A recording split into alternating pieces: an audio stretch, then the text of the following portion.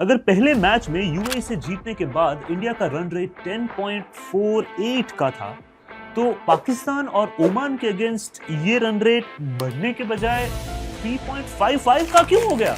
ये कुछ समझ में क्यों नहीं आ रहा? आई एम श्योर आपको भी नेट रन रेट की कैलकुलेशन में कंफ्यूजन रहता होगा। इनफैक्ट आईपीएल, वर्ल्ड कप या दूसरी कोई भी इंटरनेशनल लीग में जब एनआरआर कैलकुलेट करने की बात आती होगी तो आप भी मेरी तरह क्लूलेस हो जाते होंगे, राइट? हम सबको पता है कि किसी भी इंटरनेशनल या डोमेस्टिक टूर्नामेंट के नॉकआउट स्टेजेस में नेट रन रेट का इंपॉर्टेंस कितना ज्यादा बढ़ गया है। Every team in every league is fighting to get a strong net run rate from the start. But still, many of the cricket fans are unaware as to how the net run rate is even decided. So today, in this video, let's find out how the NRR is calculated और क्या ICC के पास उसका कोई alternative method available है?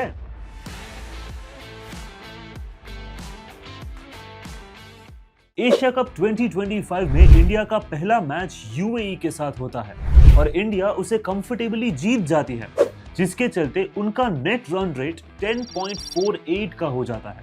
इसके बाद India Pakistan और Oman के अगेंस्ट भी जीत जाती है, मगर मैच जीतने के बावजूद उनका एनआरआर 10.48 से गिर के 3.55 का हो जाता है। वेल, इसके पीछे का रीजन सिंपल है।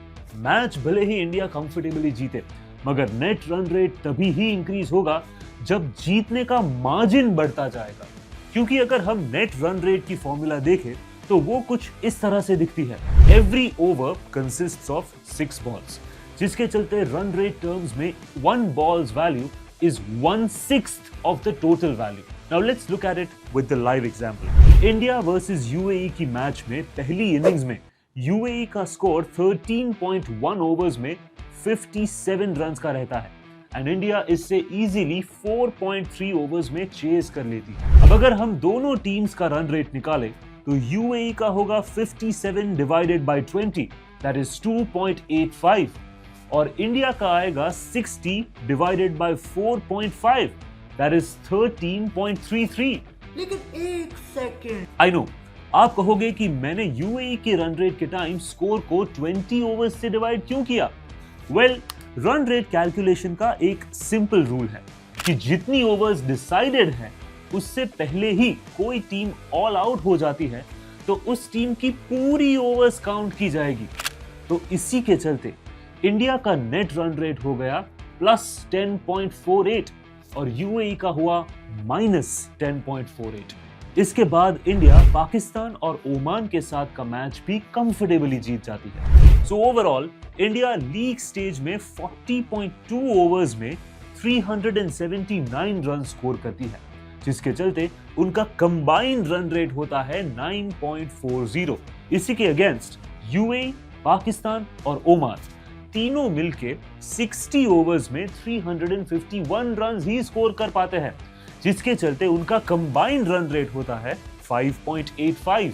Now at the end of the league stage हम इंडिया का नेट रन रेट कैलकुलेट करें तो it would be 9.40 minus 5.85 equals 3.55, same as what is being shown in the point table. So yes, this is how a run rate is actually calculated in cricket.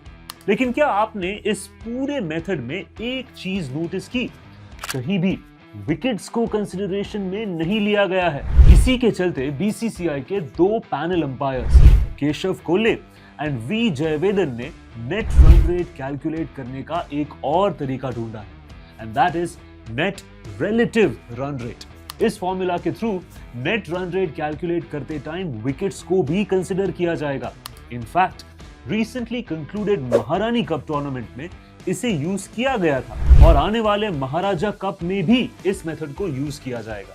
हालांकि ICC ने अभी तक ये formula approve नहीं किया है, but we don't know what can happen in the future. 1992 world cup से लेकर अभी तक एनआरआर का सेम ही फॉर्मेट रहा है, जिसके चलते कुछ लोग इसके सपोर्ट में है, मगर कई लोग इसके अगेंस्ट भी है। तो क्या आपको लगता है आईसीसी को इस एनआरआर के फॉर्मूला में भी चेंजेस करने चाहिए? Let us know your reactions below and stay tuned for more such interesting cricket content. See you in the next one.